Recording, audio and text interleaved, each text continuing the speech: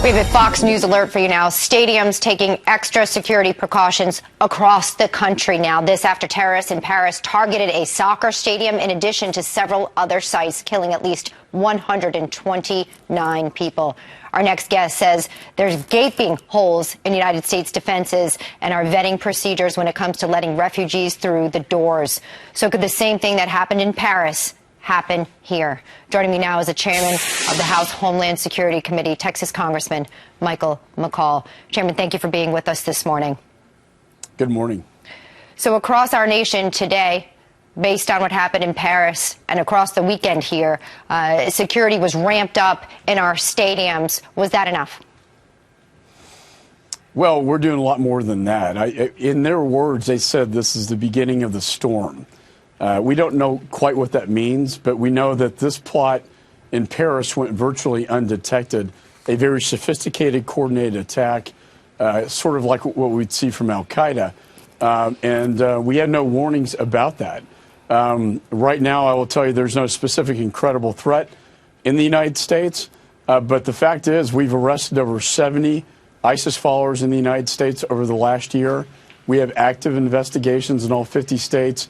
And over 900 active cases against potential ISIS followers in the United States as well. I take this very seriously. And then some of the Iraqi intelligence, that when they tried to warn about some plot not being very specific, they talked about plots in Europe, but also in the United States. Of course. And so we want to stop that storm from hitting the United States and the homeland. Mr. Chairman, when I look at this, we know that one of the terrorists was a refugee, passport found outside that stadium. Yet the Obama administration plans to accept 10,000 Syrian refugees by the end of this year. Americans are concerned. We just had Lieutenant Colonel Alan West on our program a short while ago, and he said, look, a solution here is that no fighting age males coming in between the ages of 16 and 40 should be allowed into the United States, that we need to get more serious about this. Where do you stand on that? Is that enough? Well, I filed a bill to have Congress approve or disapprove this. I think Congress and the American people deserve a voice as to whether we bring in 10,000 Syrian refugees. We know that one and possibly as many as two of these terrorists that perpetrated this were Syrian refugees. We know that ISIS, in their own words, have said we want to exploit the program to infiltrate the West. And that's exactly what they did. I think it would be highly irresponsible to bring in 10,000 Syrian refugees at this point in time. I've called upon the president to suspend this program. I've had testimony before my committee, both the FBI and Homeland Security, warning me about the national security risks of bringing in military-age males into the United States, like what we've seen now in Paris, that could kill Americans. I think our first and foremost responsibility, we're a humanitarian nation. It is a tragedy, but first and foremost, we have to protect Americans in the homeland. Absolutely. Well said.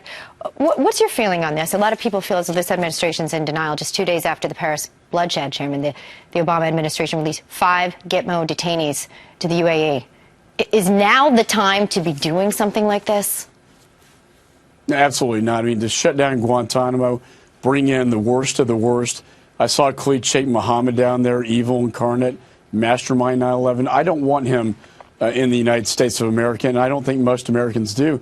And to say that ISIS is contained, for God's sakes, I'd hate to see ISIS unleashed. We've had 3 external operations of huge proportions. A Russian airliner, Lebanon, and now the deadliest attack in France since World War II, and to say they're contained. And that's the problem, quite frankly, Elizabeth. He's had a policy of containment, not one to defeat and destroy ISIS. And until we get to the core and destroy ISIS at its core, we're going to continue to have these homeland security issues, not only in Europe, but also the United States. Words of warning today. Chairman McCaul, it's great to see you here. Thanks, Elizabeth.